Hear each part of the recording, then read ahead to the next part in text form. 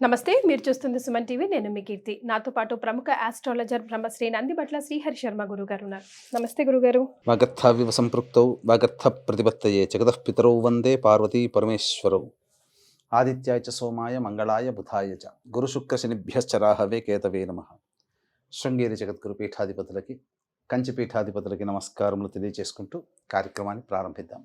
గురుగారు, ముక్కోటి ఏకాదశి, వైకుంఠ ఏకాదశి, అసలు ఏకాదశులకి చాలా చాలా ముఖ్యమైన రోజులు, చాలా ఆస్పిషియస్ డేగా మనం చెప్పుకుంటూ ఉంటాం కదా. అందులో ఈ వైకుంఠ ఏకాదశికి లేదా ఈ ముక్కోటి ఏకాదశికి ఉన్న ప్రాధాన్యత ఏంటి? మనం గమనించుకుంటేనమ్మా, వైకుంఠ ఏకాదశి, ఈ వైకుంఠ అనే శబ్దంతో 2 పర్వదినాలు వస్తున్నాయి. కార్తీక పౌర్ణమికి ముందు ఉండే చతుర్దశిని వైకుంఠ చతుర్దశి అని అంటారు. మరి ఈ వైకుంఠ ఏకాదశి ఈ పుష్యమాసంలో పౌర్ణమి ముందు వచ్చేటువంటి ఏకాదశిని వైకుంఠ ఏకాదశి, ముక్కోటి ఏకాదశి, ఇలా అనేక రకాలుగా తెలియచేస్తూ ఉంటారు.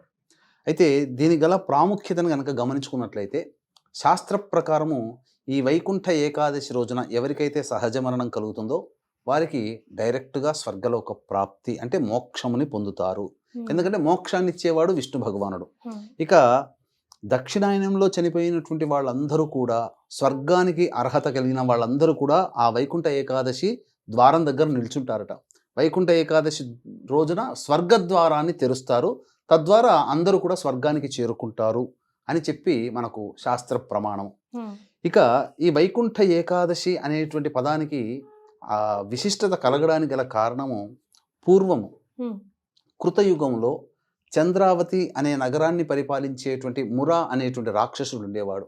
ఆ రాక్షసుడు దేవతల్ని, మానవులని, సమస్త లోకాలని పీడింపసాగిన తర్వాత అందరూ వెళ్ళి ఆ యొక్క విష్ణుమూర్తిని వేడుకున్నారు. విష్ణుమూర్తి 3 కోట్ల దేవతలతో వైకుంఠం నుంచి భూలోకానికి దిగి వచ్చి ఆ మురాసుని సంహరించాడు. ఆ విధంగా మురాసుని సంహరించినటువంటి రోజు ఏకాదశి కాబట్టి ఆ రోజున 3 కోట్ల దేవతలతో ప్రజల క్షేమార్థమై భూలోకాన్ని రక్షించడం కోసం వైకుంఠం నుంచి దిగి వచ్చినటువంటి రోజున కాబట్టి ఆ రోజున వైకుంఠ ఏకాదశి అని చెప్పి నామకరణంగా స్థిరపడిపోయింది. ఇక్కడ వీక్షించేటువంటి సుమన్ టీవీ ప్రేక్షకులు కూడా గమనించాల్సినటువంటి అంశం ఏంటంటే, ఈ 3 కోట్ల దేవతలంటే మనము సాధారణ వాడుక భాషలో 1, 10, 100, 1000, 1,00,000, కోటి, ఈ కోటి కాదమ్మా. సంస్కృతంలో కోటి అంటే గణము అని అర్థం. 3 గణములతో కూడుకున్నటువంటి దేవతా సమూహంతో భూలోకంకి వచ్చాడు. ఈ గణాన్ని సంస్కృతంలో కోటి అని అంటారు.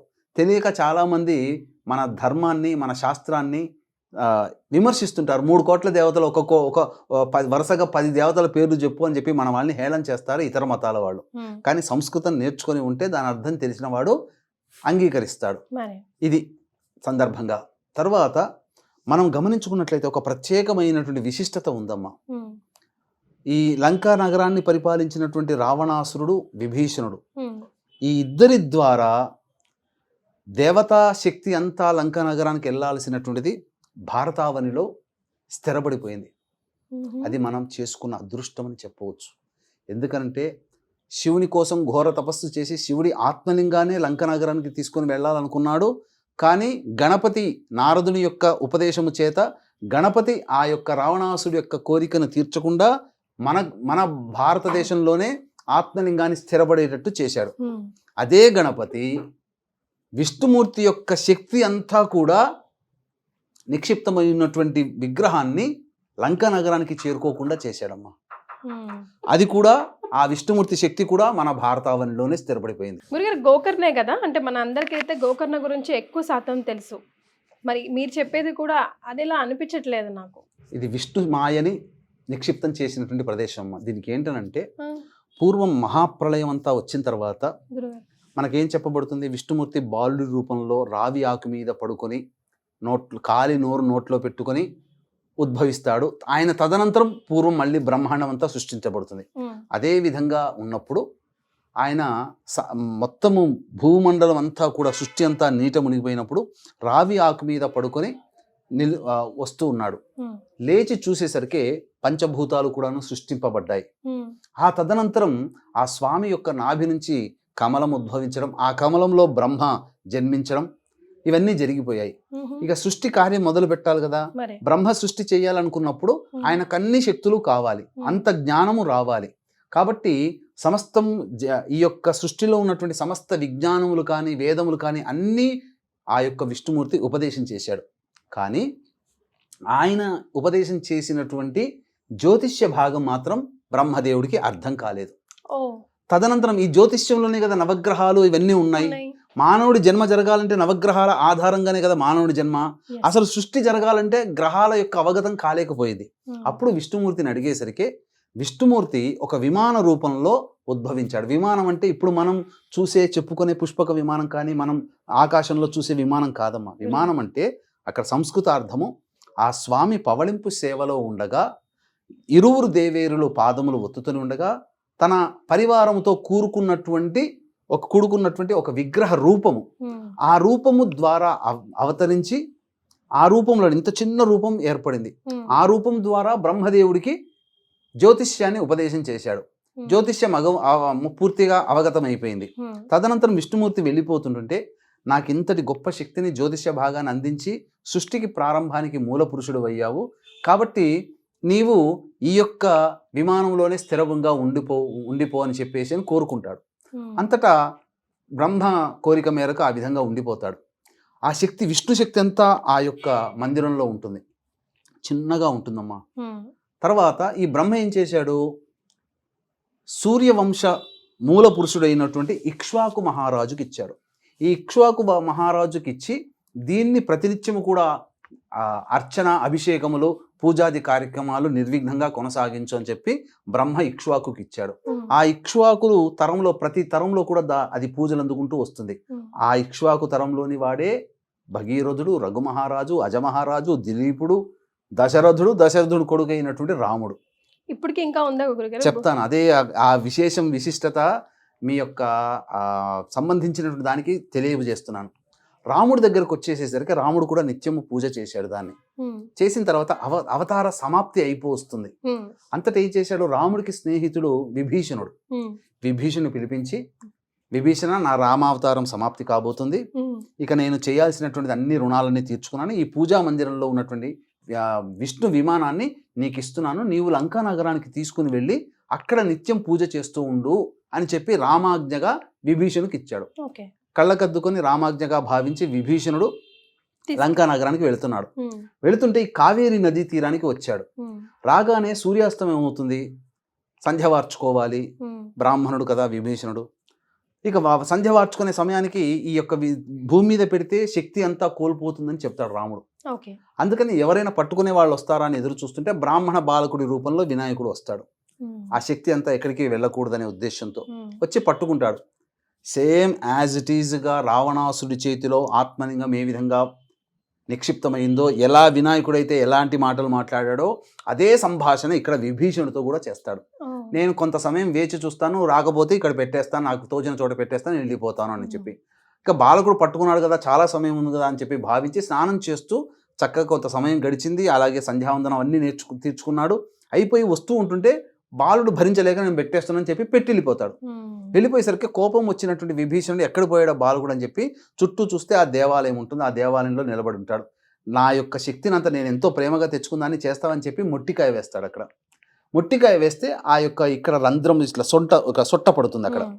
సేమ్ ఆ యొక్క గోకర్ణ క్షేత్రంలో ఆత్మలింగం. గణపతికి ఎలా అయితే సొట్టి ఉంటుందో అక్కడ కూడా ఆ విధంగానే సొట్ట ఉంటుంది. Hmm. అదే ఉచ్చై పిళ్ళయ్యార్ అనే నామంతో అక్కడ వినాయకుడు కొలవబడుతున్నాడు.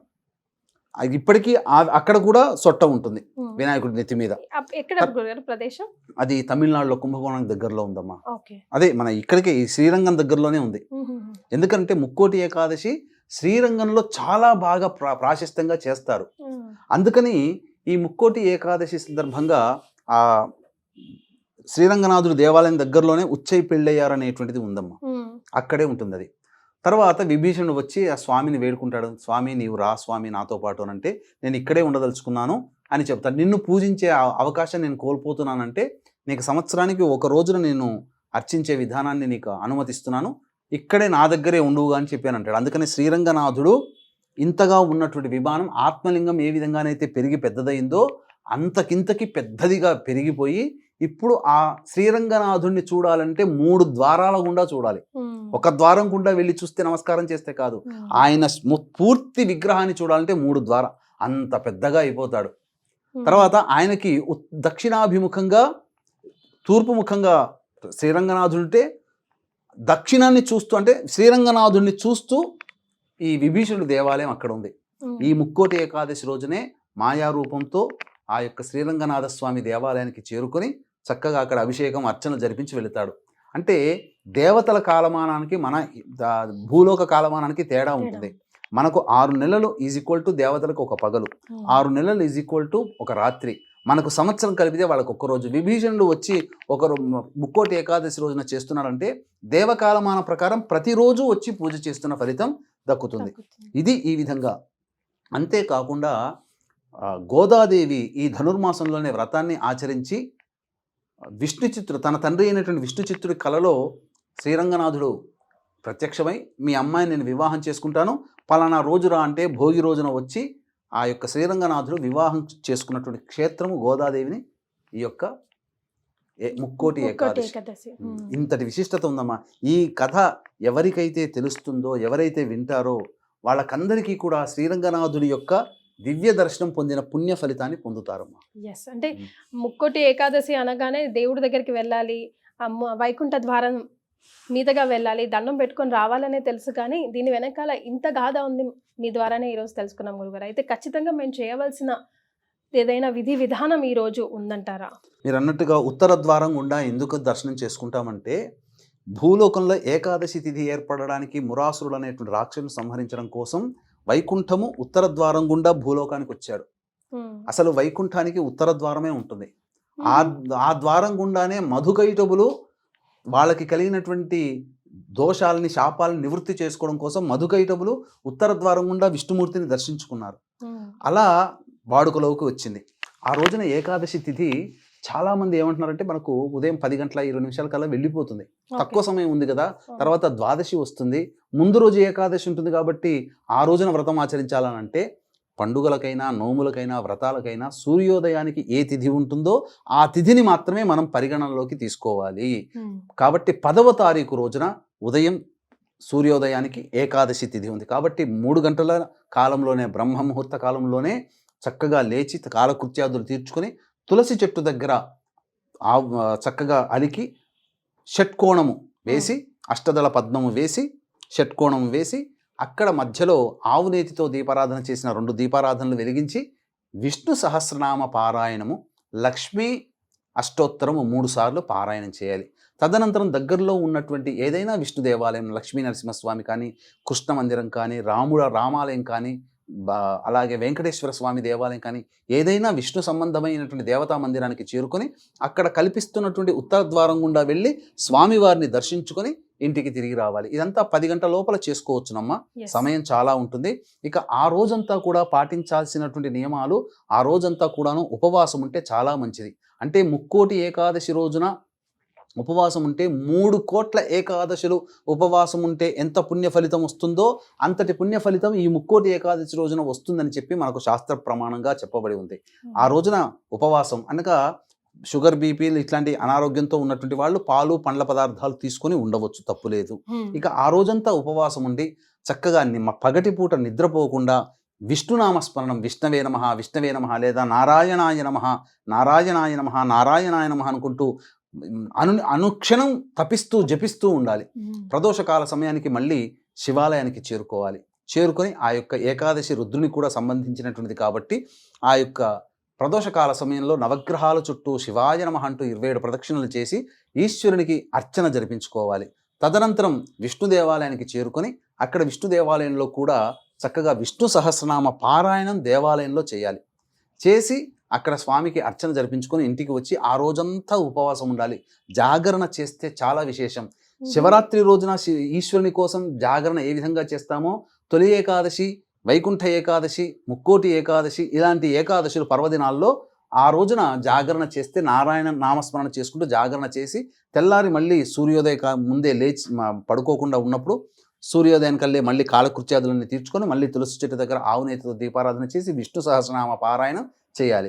11వ తారీఖు రోజున 8:22 వరకు ద్వాదశి తిథి ఉంటుంది. తదనంతరం త్రయోదశి తిథి వస్తుంది.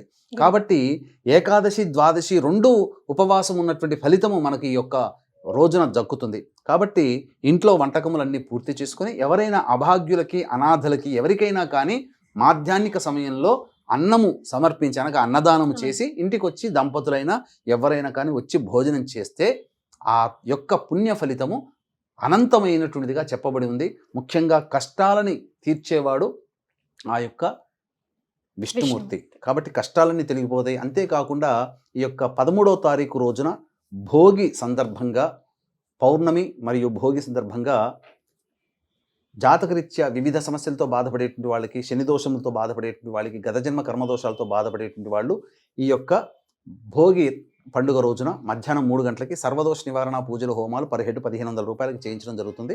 1 గంట వరకు కూడా గోత్రనామాలు నమోదు చేసుకోవచ్చు. అవకాశం ఉన్న వాళ్ళు కార్యక్రమం తదనంతరం కాంటాక్ట్ చేసి పూర్తి వివరాలు తెలుసుకోవచ్చు.